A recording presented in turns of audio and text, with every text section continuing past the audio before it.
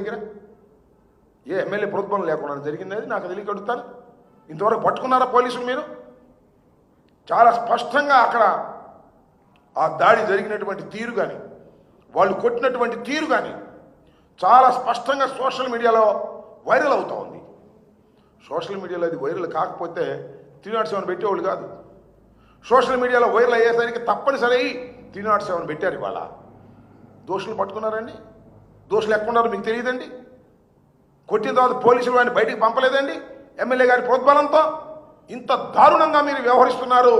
ఈ ప్రజాస్వామ్య దేశంలో వైఎస్ఆర్ కాంగ్రెస్ పార్టీకి చెందినటువంటి నాయకుల మీద దాడులు చేస్తున్నారు, కేసులు పెడుతున్నారు, భయభ్రాంతులు చేస్తున్నారు. కాలం ఎప్పుడు ఒకలా ఉండదనే విషయాన్ని మీరు విస్మరిస్తున్నారు, మర్చిపోతున్నారు. గుర్తుపెట్టుకోండి, చంద్రబాబు నాయుడు గారు, లోకేష్ గారు అనేది కూడా ఈ సందర్భంగా నేను చెప్పదలుచుకున్నాను. ఇది పోతే మళ్ళీ ఇంకో కామెడీ. ఇవాళ పవన్ కళ్యాణ్ గారు మార్కాపురం వెళ్ళాడు. జల్ జీవన్ మిషన్ 1190 కోట్ల రూపాయలతో ప్రారంభించారు. సరే, సంతోషం, ఏదో చేస్తున్నారు. సెంట్రల్ గవర్నమెంట్ నిధులు అన్నాడు, మమ్మల్ని ఏదో సరిగ్గా మేము చేయలేదు, మేము పగలు తీసి పారేస్తాము, అభివృద్ధి చేసేస్తాము, ఏదేదో మాట్లాడారు. సరే, ఓకే. అసలు పవన్ కళ్యాణ్ గారు మీరు అసలు ఎక్కడ ఉంటున్నారు నాకు అర్థం కదా. స్పృహలో ఉంటున్నారా? రాజకీయాల్లో ఉంటున్నారా? అసలు ఆంధ్ర రాష్ట్రంలో ఏం జరుగుతుందో తెలుసా మీకు? అప్పుడప్పుడు నిద్రపోయి టక్కన లేచి ఏదో పిచ్చివాగుడు వాగేసి వెళ్ళిపోతున్నారా? అసలు రాష్ట్రంలో ఏం జరుగుతుంది, ఎవరు ఏం చేస్తున్నారు అనే విషయాలు మీ దృష్టిలో ఉన్నాయా అనేది నాకు అనుమానం. ఎందుకంటే సినిమా డైలాగులు చెప్తే సహించాం. మొన్నటిదాకా నువ్వేం చెప్పావే? సినిమా డైలాగులు కాదు, ఆయన ఎవరో రపాన్ని పెట్టుకున్నాడు. ఇలాంటి సినిమా డైలాగులు మేము సహించాం. నువ్వు ఎందుకు సహిస్తావు? ఏ సినిమా అది? పుష్ప సినిమా డైలాగ్ నువ్వు సహించవు. పుష్ప సినిమా హీరో నువ్వు సహించవు. ఎందుకంటే సూపర్ హిట్ అయిన సినిమా కదా అది, నీకు ఇష్టం లేదు. అందుకని దానిలో డైలాగ్ నువ్వు సహించవు అన్నట్టుగా అనిపిస్తుంది మాకు. నువ్వేమన్నావే? ఎవడు అమ్మాయికుడు పాపం తెలియనివాడు ఏదో బోర్డు పెట్టుకున్నాడు. నువ్వేమన్నా? ఉప ముఖ్యమంత్రివి, సినిమా నటుడివి, శాసనసభ్యుడిగా గెలిచిన వాడివి, ఏమన్నావు నువ్వు? తొక్కి నారదీస్తావా? ఇదేలాగా బాగుందా? బుద్ధి జ్ఞానం ఉందా నీకు? నువ్వైతే తొక్కి నారదీయచ్చు. ఎవడో అమాయకుడు ఏం మాట్లాడకూడదు. అమాయకుడు మాట్లాడితే నువ్వు సహించవు. నువ్వేమో కారు మీద ఎక్కి అపోజిషన్ ఉన్నప్పుడు వీరవిహారం చేయొచ్చు. జగన్మోహన్ రెడ్డి గారు రూమ్లోంచి బయటికి వెళ్ళడానికి వెళ్ళలేదు. ఏంటి, ఎక్కడున్నావు అసలు, ఏం చేస్తున్నావు నాకు అర్థం కదా. అసలు కన్సిస్టెంట్గా నువ్వు జరుగుతున్నటువంటి విషయాలు నీకు తెలుసా నేను అడుగుతా ఉన్నా. మీ జిల్లాలో, కాకినాడ జిల్లాలో రైతులు, ధాన్యపు రైతులు డబ్బులు లేక రాక 1000 కోట్లు సుమారుగా రోడ్డు మీద ఎక్కారు. పట్టించుకున్నావా? అది నీకు పట్టదు.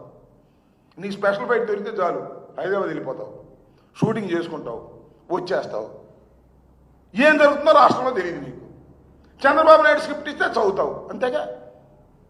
నేను ఒక మాట చెప్తాను, నేను సీరియస్గా చెప్తున్నా. చంద్రబాబు నాయుడు డబ్బులు పంపిస్తుంటే తీసుకోవట్లా నువ్వు? బ్యాగులు లోకేష్ పంపిస్తుంటే నీ ఫీడింగ్ అంతా ఎక్కడి నుంచి వస్తుంది? ఖచ్చితంగా చెప్తాను, కాదని చెప్పమను. గుండె మీద చెయ్యి వేసుకొని, ఓ పవన్ కళ్యాణ్ గారు, నారా చంద్రబాబు నాయుడు నాకు ఫండ్ పంపట్లేదు పార్టీ నడపడానికి, కారు ఆయిల్ కొట్టడానికి కూడా లోకేష్ డబ్బులేగా నీకు. నీ బిల్డింగ్ కడుతుంది ఎవరు అక్కడ నీ బిల్డింగ్ కడుతుంది ఎవరు చెప్పు. గుండె మీద చేసుకు చెప్పు. ధైర్యంగా చెప్తున్నావు కదా, నీతి నిజాయితీ అని చెప్తున్నావు కదా. అక్కడ నీ బిల్డింగ్ కడుతుంది ఎవరు చెప్పు. నువ్వు కడుతున్నావా? శుభ్రంగా నీకు కావాల్సిన సదుపాయాలన్నీ ఇస్తున్నారు. చక్కగా హాయిగా స్పెషల్ ఫ్లైట్లో వెళ్తున్నావు, డైలాగ్ రాసిస్తే చదువుతున్నావు తప్ప అసలు నీకు స్పృహ ఉందా అని అడుగుతా ఉన్నా నేను. అదేంటది? ఈ సినిమా అండి అది. హరిహర వీరమల్లు రిలీజ్ అవుతుంటే ఆపేస్తారా? చూపు లేపేవుగా పైకి. థియేటర్లు అందరూ కూడా స్ట్రైక్ చేసేస్తున్నారు నా సినిమా ఆపడం కోసం అన్నావుగా. దాని మీద ఎంక్వైరీ అన్నావుగా. ఏమైంది ఎంక్వైరీ చెప్పు. అసలు నీ సినిమా రిలీజే కావట్లేదే, డేటే మార్చేసావే. దీని మీద కోపం వచ్చి నీకు సినిమా ఫీల్డ్లో వ్యతిరేకంగా ఉన్నటువంటి వారి థియేటర్స్ని చెక్ చేసావా? సామాన్యుడికి అందుబాటులో ఉండాలి ధరలు, టిక్కెట్ ధరలు పెరిగిపోతున్నాయి. సంవత్సరానికి గుర్తొచ్చింది, నీ హరిహర వీరమల్లు సినిమా రిలీజ్ అయ్యే సమయానికి నీకు గుర్తొచ్చింది. వెళ్ళావు,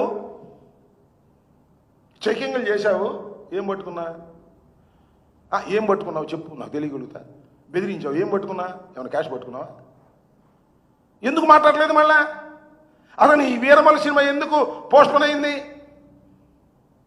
చెప్పు. ఊరికినే ఆవేశంగా ఏదో రాసి ఇచ్చేది చదవటం, అసలు ఆంధ్ర రాష్ట్రంలో ఏం జరుగుతుందో తెలియకోకుండా ఉంటాం. అక్కడ దాకా ఎందుకండి? నీ శాఖగా అదేంటది పనికి ఆహార పథకం. ఇంతవరకు నాకు తెలిసి పనికి ఆహార పథకంలో ఇన్ని రోజులు బాకీ తీర్చుకోకుండా ఎప్పుడైనా రాష్ట్ర ప్రభుత్వం ఉందా? నేను ఒకదాని సమాధానం చెప్పు. నీ శాఖే, లోకేష్ శాఖ ఎవరో కాదు, నీ శాఖే. అసలు నీ శాఖనే నువ్వు పట్టించుకోవట్లేదే, ఏమిటి అన్యాయం? అదేమంటే ఇంకో మాట కూడా అడుగుతా నేను, చెప్పండి మీరు సమాధానం. తప్పో రైటో మీ అన్నగారు నాగబాబు గారిని మంత్రివర్గంలో తీసుకోవాలని అనుకున్నామంట, అది ఒక పెద్ద తప్పు అనుకుంటే అనుకున్నావు. చంద్రబాబు నాయుడు లెటర్ ఇచ్చాడు, ఇంత బోర్ని ఇచ్చాడు, చూశారుగా మీరు. కొణిదెల నాగబాబు గారిని రాష్ట్ర మంత్రివర్గంలోకి తీసుకుంటామని లెటర్ రాసి ఇచ్చాడు. ఏమైంది లెటరు? ఏమైంది? అసలు ఎవడన్నా లెటర్ రాసిస్తాడా? మంత్రివర్గంలోకి తీసుకుంటాను పలానా నాన్నని పలానా వ్యక్తినని ఎవరైనా ముందుగా లెటర్ రాసి ఇస్తారా? లెటర్ రాసిస్తే ఇంతవరకు ఎందుకు ఇంప్లిమెంట్ కావట్లేదు? సిగ్గుందా? అడిగే దమ్ముందా? ఏంటిది? ఇంత దుర్మార్గంగా వ్యవహరిస్తూ అప్పుడప్పుడు గుర్తొచ్చినప్పుడల్లా వచ్చి డ్యామ్ డూమ్ జగన్మోహన్ రెడ్డి అధికారంలోకి రానివ్వను, జగన్మోహన్ రెడ్డి అధికారంలో రానివ్వు. ఏంటి ఆ నామస్మరణ? నాకు అర్థం కాల. 2019 ఏం చెప్పా గుర్తుందా? ఏమన్నాయి పవన్ కళ్యాణ్ గారు?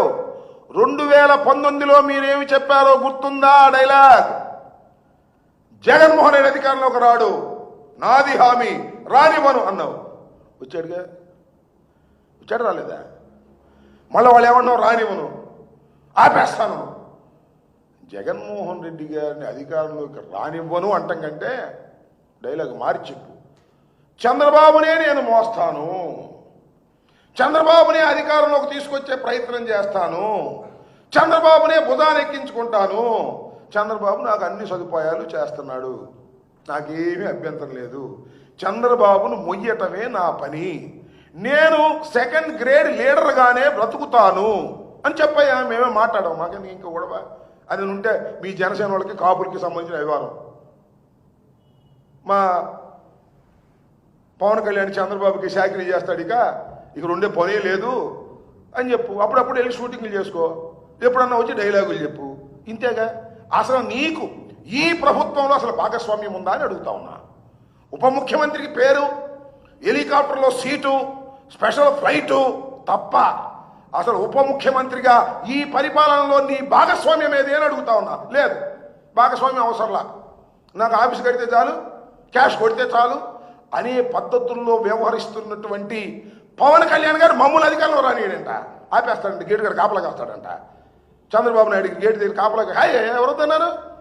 15 సంవత్సరాలు కాదు, బతికున్నంత కాలం చంద్రబాబు దగ్గరే కాపలాగాయి, మాకేం అభ్యంతరం లేదు. మమ్మల్ని ఆపటం నీ వల్ల కాదు, చంద్రబాబు వల్ల కూడా కాదు. ప్రజలు మమ్మల్ని కావాలనుకున్నప్పుడు మేము అధికారంలోకి వస్తాం. జగన్మోహన్ రెడ్డి సింగిల్గా ఫైట్ చేసేటటువంటి తత్వం కలిగిన వాడు తప్ప పవన్ కళ్యాణ్, చంద్రబాబు, భారతీయ జనతా పార్టీ ఇంకెవరు ఉంటే వాళ్ళు అందరినీ కట్టగలుపుకొని వచ్చేటటువంటి స్వభావం కాదు మాది.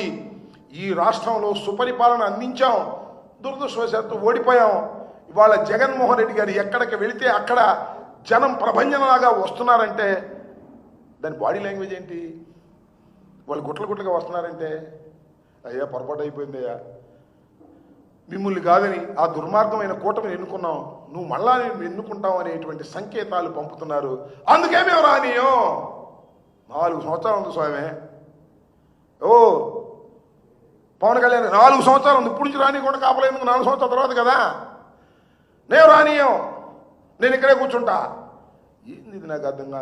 నేను రానివ్వను అని నువ్వు నీ కూటమిలో ఉన్నటువంటి చంద్రబాబు పవన్ కళ్యాణ్ అంటున్నాడంటే జగన్ వస్తాడని భయపడుతున్నారు. ఇది వాస్తవం. ఇవాళ మీరు వెళ్ళి జలజీవన మిషన్ కార్యక్రమంలో సినిమా డైలాగులు చెప్పడం కాదని అన్ని సినిమా డైలాగులు చెప్పి 10 సంవత్సరాలు సినిమా డైలాగులు చెప్పి నువ్వు ఇవాళ మా గురించి మాట్లాడుతున్నావు. అసలు నీ లాంగ్వేజ్ ఏంటి, నీ కథ ఏంటి? ఎన్ని తిట్టావండి మమ్మల్ని? వైసీపీ నా కొడకల్లారా అనలేదా? నువ్వు వైసీపీ ఎమ్మెల్యే నా కొడకల్లారా అనలేదా? మర్చిపోయావా? అధికారంలో కూర్చోప్పుడు అన్నీ మర్చిపోతావే. హెలికాప్టర్లు స్పెషల్ ఫ్లైట్లు మాత్రమే గుర్తుంటాయే. కొద్దిగా ఆలోచన చేసి మాట్లాడు. రాష్ట్ర రాజకీయాల పట్ల అవగాహన పెంచుకో. అసలు రాష్ట్రంలో ఏం జరుగుతుందో తెలుసుకో. ప్రతి చోట అన్యాయం అక్రమం జరుగుతున్నాయి. మేమా కొడుతుంది? ఏమండి వినుకొండలో నరికి పారేశారే, నిన్న పొన్నూరులో ఇరగొట్టేశారే, మహిళల మీద దౌర్జన్యాలు జరుగుతున్నాయే, చంద్రబాబు నాయుడు గారి కాన్స్టిట్యున్సీలో అప్పు ఇవ్వలేదని తిరిగి చెట్టు కట్టేసి కొట్టారే. ఏంది? బెల్ట్ షాపులు ఎన్ని ఉన్నాయి? గంజా ఎంత దొరుకుతుంది?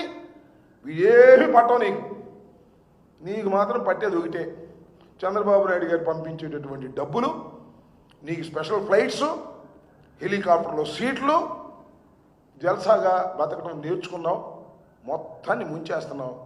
పాపం జన సైనికులు సీఎంఓ అంటే నోరు మూసుకోవాల్సి వచ్చింది. ఇక సీఎం పోయింది, ఓజీ అంటున్నారు. మొదటిదాకా వీరమల్లు అన్నారు, అది పోయింది. ఇప్పుడు ఓజీ అంటారు. మరి అదేమైతే తెలియదు. సినిమాలు బాగానే ఉన్నాయి, మాకేం అభ్యంతరం లేదు. కానీ ఇలాంటి దుర్మార్గమైన మాటలు మాట్లాడి మైక్ దొరికింది కదా అని చెప్పి ఎప్పుడో ఒకసారి షూటింగ్ విరామ సమయంలో వచ్చి మీటింగులు పెట్టి చంద్రబాబు నాయుడికి లోకేష్కి భజన కొట్టేటటువంటి కార్యక్రమాలు చేసి మమ్మల్ని ఏదో నిలువరించాలని ప్రయత్నం చేస్తున్నాం. మమ్మల్ని నిలువరించటం ఎవరి వల్ల కాదు.